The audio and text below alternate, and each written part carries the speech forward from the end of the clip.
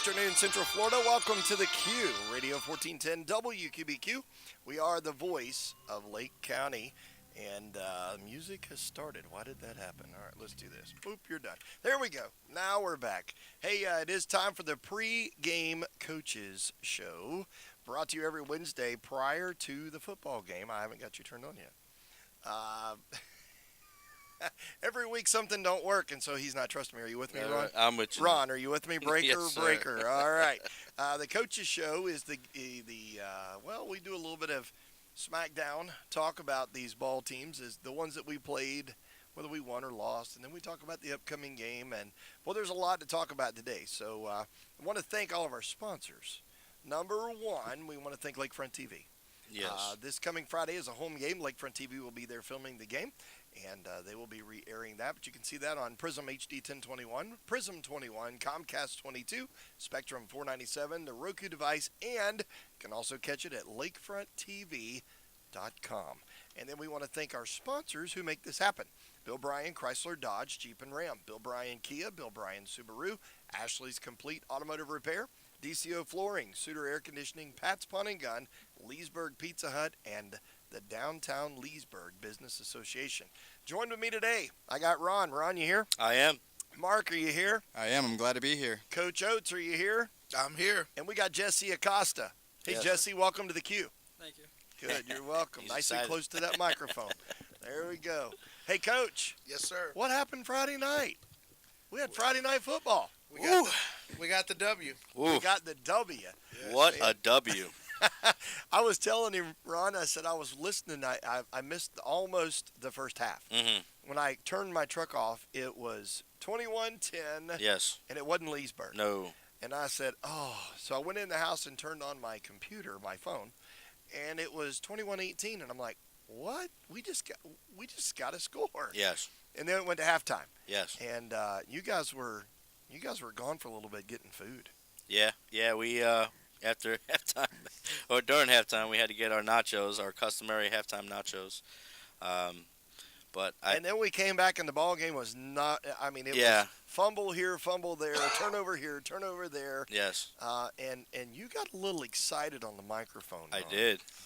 Every I did. time we took over or turned over a ball or intercepted or recovered a fumble, I don't know if you know this. Have you listened to the playback on that? No, I had to. Yeah, I need to get. we almost need to turn the volume down. You were so excited. It was well. I had every right to be. And I mean, felt it through the radio. Yeah, Okay? I just want to tell you. this was coming into this game. Gosh, Yeah, it was a tremendous yeah. victory there. It doesn't get any he better had than he that. had to leave a little late. Mark had to leave a little late, but I'm just trying to find it. Okay, against South Lake, because I had to recap everything. We did a little research on South Lake, and we found out that South Lake is a pretty darn good team. Sure. As evenly matched, we thought Tavares was evenly matched with Leesburg. This team was even more so. But we were 5-2 coming in the game.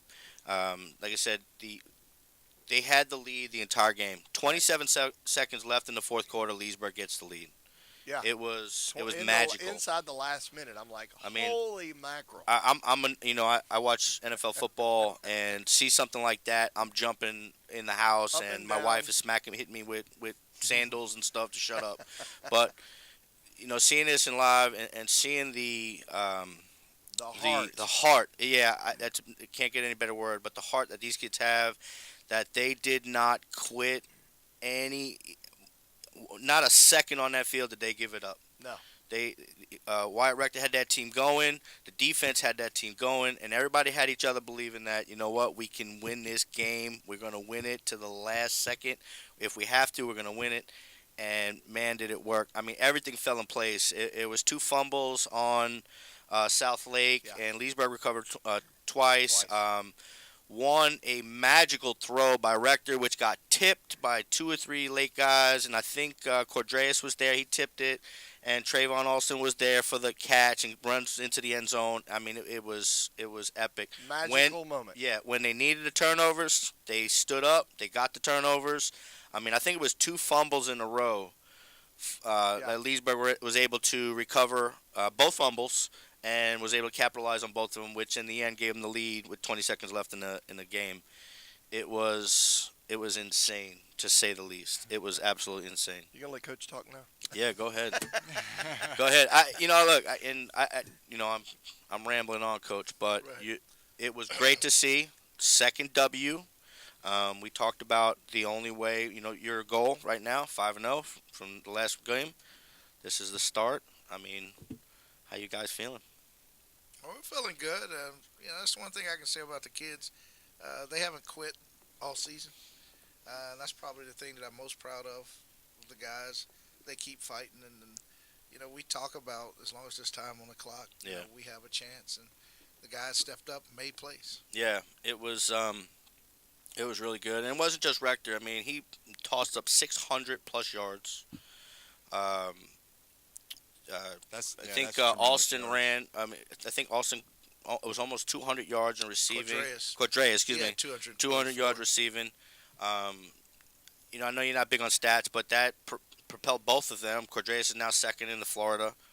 Rector's back on number one in Florida as far as passing yards. But they just showed that this team is a team to be reckoned with. And in the future, there's not many teams I know in this area that's going to mess with them. So it's looking really good. Jesse, man, good to have you in here. We watch you on that field. Thank you. So how you like playing under coach? Feel good. Does it? Yes, sir. Did you play last year? Yes, sir. What's the difference between last year and this year? More heart. More heart Yeah, we fight all more. around. Yes, sir. They didn't have a lot of desire last year. No. Coming from the coaches level, they didn't motivate you like they should. The coaches did, but the players didn't have it in them. They just didn't have it in them. Gotcha. That says Yeah. a lot for the chemistry nowadays. Yeah. Unfortunately, chemistry is something you can't teach. So when that comes around, it's something good to hold. Yes. Coach, congratulations on that victory. I just want to thank you again. That was huge. Unfortunately, I had to leave a little early, but me and my son, we paid attention the whole way home, and it was exciting. That's what Yeah. you talk about playing 4 quarters, all Right. 4 quarters, down to the wire. I know a lot of times at halftime, Jason, Ron, and myself, we always discuss you guys talking and making adjustments. What you say to the kids in the locker room? Well, first of all, at halftime, the first thing I did was gather the coaches together. And I stressed to them not to argue with the kids and get on them and fuss at them. I said, right now what they need is our support. Yeah. I said, so when you get over there, coach your guys up, be positive, Mhm. encourage them. And I think the coaches did that. And then defensively, the adjustments that we needed to make, Coach Freeze and his staff, they did that. Offensively, we were getting pretty much what we wanted anyway. Yeah. So it was just a matter of continuing doing what we were doing. So as far, a lot of times that halftime coaches speak is overrated. Yes. We've said everything we need to say in practice. It's just a matter of executing. Right. Now, if you don't mind, with that executing, the biggest problem we saw was still the inability to stop that up the middle run. Now, I don't know if it's just because these last few guys that's been coming up against, they're just exceptionally talented, because some of them, they seem like they're really, really talented. But I know last night it was either Leesburg couldn't stop their run, and they definitely couldn't stop Leesburg's pass. Well, So it was who can we do knew it that better. going in.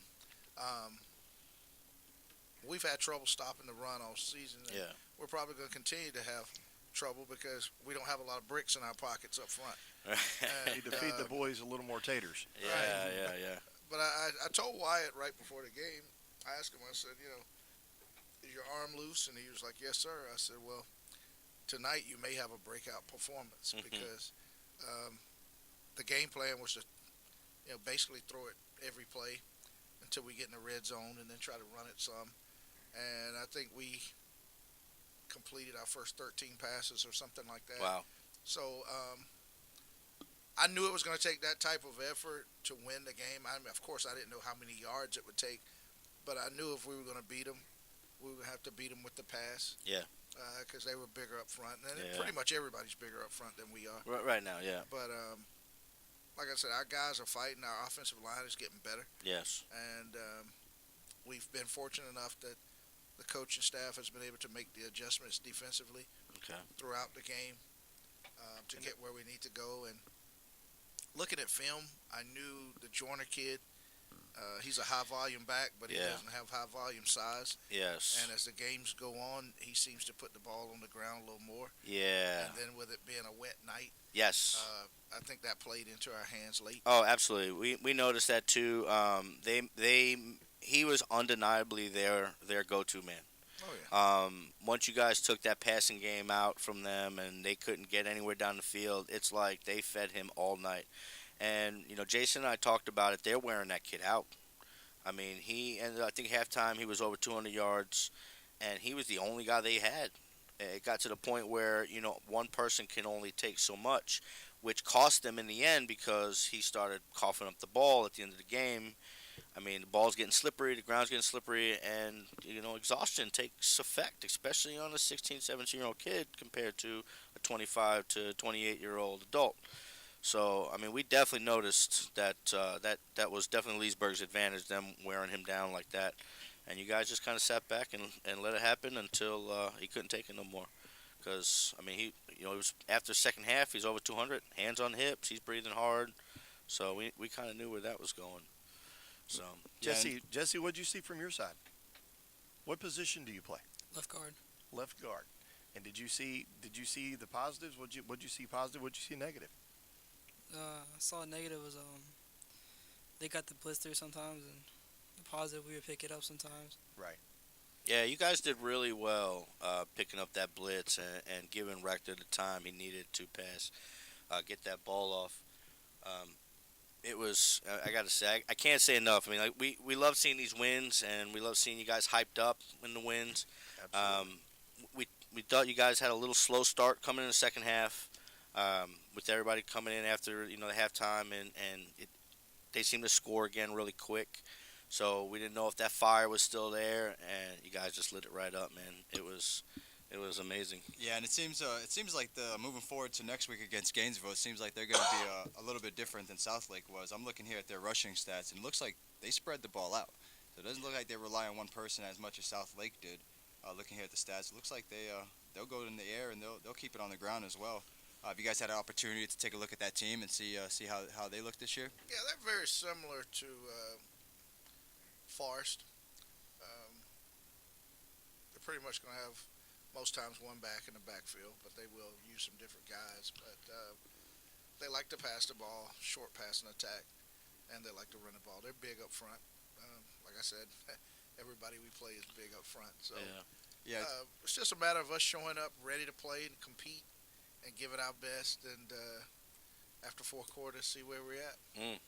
Yeah, they don't look like they passed. I mean, they have a couple games. Santa Fe, North Marion, they rushed for over 100 yards. I mean, you never really know. I don't really see them rushing it too much just from here. But what going in, are you focused on anything specific game plan wise? Coming out of the Southlake game, coming into this game, is there anything, any extra focus that you're trying to pay attention to right now going into that game? Defensively, we want to be more physical. Mm-hmm. We want to attack them. From an offensive standpoint, we just want to execute. Okay. And they're good defensively. They're aggressive. So How much is your hand in the defense? not very much at all. Okay. I'll make suggestions to Coach Freeze. 2 games ago, the Tavares game, I went up to him and I said, I want to see you blitz more Okay. because they were killing us up the middle. Yeah. And I'll make little suggestions, but I have confidence in him and his abilities. I leave that up to him. Okay. When we have our coaches meetings, I let our coaches know what I want to see, and then it's up to them to implement those plans. All right. Well, we are going to get back in a little bit. We have Coach Oates, Jesse Acosta, and Rashawn Scott. We're going to talk to Scott a little bit after the break. Coming off a big win against Southlake.